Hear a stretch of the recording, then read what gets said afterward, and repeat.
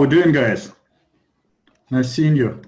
So today we're going to talk about company and the industry which you're all familiar with. It's probably a very well-known company, and at the same time, not so many people kind of invest in it because it used to be quite expensive in the sense of valuation compared to the previous like historical levels. And also this industry in general has certain kind of tricks which you have to consider as well when you're investing in this particular industry. Now, before we start, I want you to see this disclaimer, and please put 10 that you acknowledge the disclaimer, that this webcast is educational, and that if you decided to invest in this company or any other company, you have to take your situation in consideration and have to manage your portfolio properly and probably talk to your advisor if it's required. All right, great, guys. So plan for today is like that. So we look, first of all, we will look at the current market situation. We're going to look at indexes, and then we're going to look at pros and cons of investing in semiconductor industry. And then we're already going to discuss like Intel company. We'll look at fundamental analysis, we'll look at technical analysis, and then we're going to develop a couple strategies, trading strategies, okay? And then a couple news, maybe your questions, and that's how we go. Now, I presume there are a few people here who never was at our club meetings. Can you please, guys, put plus if you're here? And for me, it is important because if there are only people who know this stuff, who've been investing, I will be pretty straightforward. We'll be talking without any explanation. But if you're new here and you don't know much about investing, please let me know that kind of I can consider you and start explaining in more details. All right, put pluses if you're here. Now, let's start from indexes. I presume you can see it. Just a question also. I probably move it to another location. Just a second, because my video is covering partly it. All right, so what we can see that from 2009. By the way, guys, I wanted to ask you also, because I have on my screen the video, and also I have your chat, and it's covering partly slides. I'm just wondering, is it covering your slides as well because of me, or you can see fully the whole slide? So it's not covering. Okay, fantastic, great. So it's covering just myself. Okay, fantastic. All right, so first of all, Dow Jones Industrial Average. Remember, this index includes 30 biggest by capitalization companies in the United States. And generally, majority of media news, they show and compare the health of economy by looking at those indexes. One of them is Dow Jones. Now, what we can see that from 2008-9, it went up. It was like upcoming trend, a growing trend. And we can see only in the last 2 years, it's kind of going sideways. And of course, last March, a few months ago, we had the beginning of the pandemic, and we can see how people reacted. Now, you have to understand that that drop was emotional. Majority of businesses at that time, when like Warren Buffett came up and told that businesses will be affected, at that time, pandemic didn't have a huge effect on businesses. Now, the drop was close to 37%, and after that, as you can see, it's bounced back pretty quickly. And now it is reaching close to the highest points. Now let's have a look at closer. So that's what we can see, that in March, end of February, it was 29,560 on that level. And as you can see, then we had huge drop. Now, recently from our last master class, we can see it grew up as well. It is higher, and it's kind of broke this level. It's broke this level. 27. By the way, guys, can you see my mouse as well? Yeah, just a question that I'm showing here. Okay, great, fantastic. Now, if we look at this trend, 1 wave, 2 wave, and it is a 3rd wave, and we can see that we're at the resistance level of the 3rd wave, so we can expect it's pulled back down. So first of all, we can expect 27,130 somewhere here, or even low. So if it goes to that level, it would be normal movement. Now, I want to point here that look how quickly it can drop. From 27,500, it dropped within few days to 24,000, 25,000. So the drop was nearly 10% within a matter of 3 days. That's what I personally believe might happen. Any bad news, any kind of news can trigger this fall, and I explain you a bit later why I believe so. Okay, at the moment we can see that for the last few days, index doesn't grow. It's kind of floating on the same level, and yesterday it was a red candle. I don't know what is happening today. I didn't look at the market yet, and what easily can we expect a drop down. Okay, now why do we need to know that? The main reason is that the index goes down, another index goes down, so it means that majority of companies on the market, they're also pulling down. So if you're considering putting money right now, probably it's not the best idea. You have to wait until the index moves down, and then already find the better opportunities to enter your position. Now, if we look at another index, which is Standard & Poor, we can see the situation here is a bit different. So if Dow Jones didn't reach the highest point, which it was in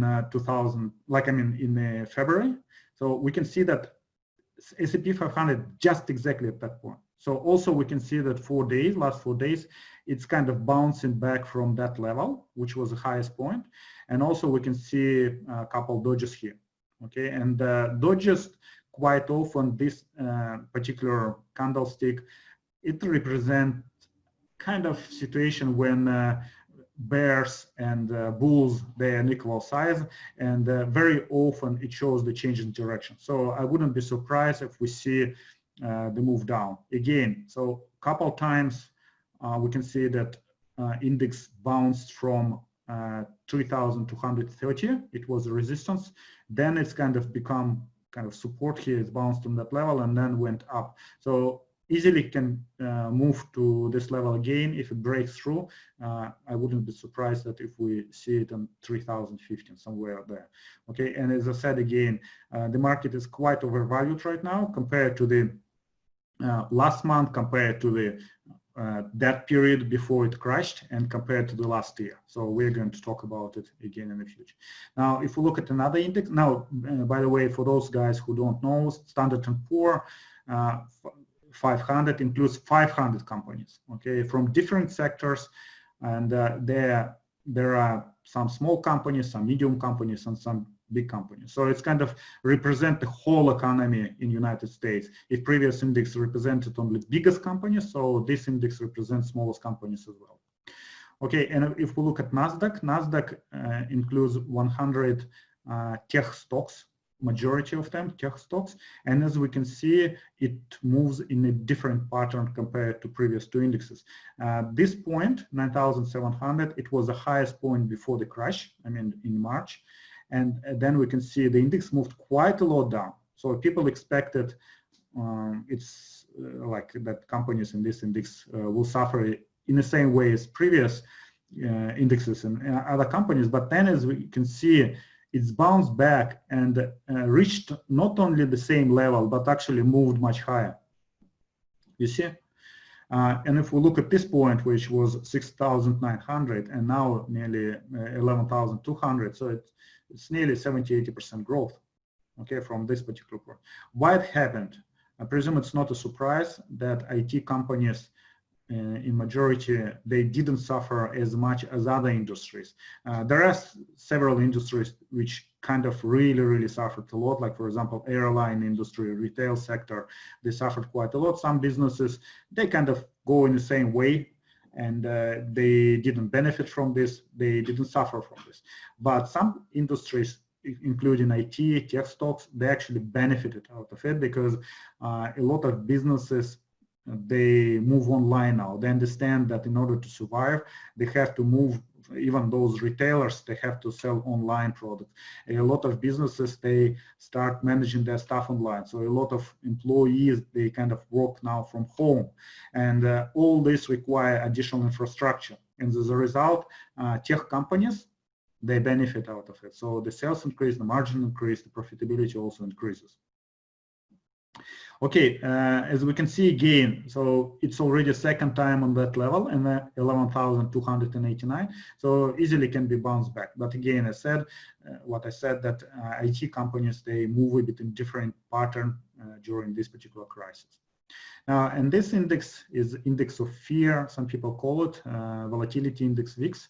And this index, when it goes down, it means that other indexes up. And usually we try to buy stocks if we want to hold the position for longer when this index is high. So it means that when this index is high, other indexes are low, and it means that a lot of fear in the market. And remember, Warren Buffett was saying that when everyone is fearful, we become greedy. When everyone is greedy, when the market goes up, we become fearful. So it has to be vice versa. And so this index represent this fear. So what we can see last year, the lowest level were around 9. At the moment it's 21. So it's actually twice as much, more than twice as much as last year. But at the same time, compared to the previous few months, it's quite low level. So it tells us that people become confident right now, and they drove the price of indexes and all the stocks pretty high at the moment. For us, for value investors, on people who trade on a long, on a growth, it's kind of scary stuff. So we have to wait until this volatility index moves up and other indexes go down. All right, guys. Now I want to explain you why I believe that our particular indexes are overvalued. Now, let's have a look at this one. Last month, so July the 20th, it just on the same day when we had a masterclass, I showed you the PE ratio for these three major indexes. Now, if we look at EA Gold, the PE ratio was 18 for Dow Jones Industrial Average, and last month it was 22. So it was 20% higher. But look at this now. Now it's 28. So it becomes even more higher. The prices grew, but the profitability didn't follow. Okay, the profitability stayed the same, but the P ratio went up quite a lot. So it tells us that the prices are growing without any fundamentals under it. Majority of move, the biggest move happens every time when United States or other country, they announce that they're going to boost the economy by putting more money into there, by helping businesses through just some kind of certain subsidies, but also by providing them new contracts, etc., etc. But it hasn't happened yet. I mean, businesses, yes, they're supported by money, by cash, but they are not like producing. It cannot be sustained forever like that. Okay, still economy has to operate and not live just on subsidiaries. Now, if we look at NASDAQ and S&P 500, similar situation. Look at NASDAQ was 25 and it was 33 last month, and now it's 35, nearly 36. Okay, and if we look at Standard & Poor's, it was 23 P ratio last year, 29 last month, and at the moment is 35. Okay, guys, it tells us that market is quite overvalued right now. And remember, during December, January, February master classes, we were talking that market is overvalued, and we didn't know about the pandemic. We didn't know that something is going to happen, but we knew that the market is quite overvalued, and we could expect a fall. And majority of us, we exited the position. I had probably half of my positions in cash, and I was pretty happy. I mean, in the sense that I did it. Because the fall happened pretty quickly. Not everyone is ready how to deal with the fall, especially if you're just new on the market.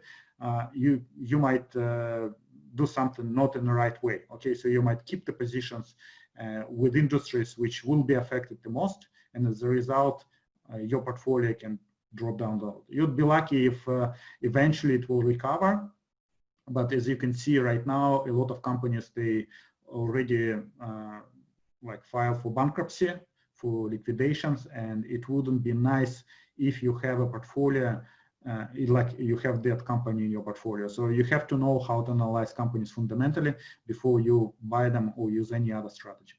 All right, can you please put from 0 to 10 how you understand the like this type of part of presentation, and then we'll continue to the industry. Okay, so okay, great, fantastic.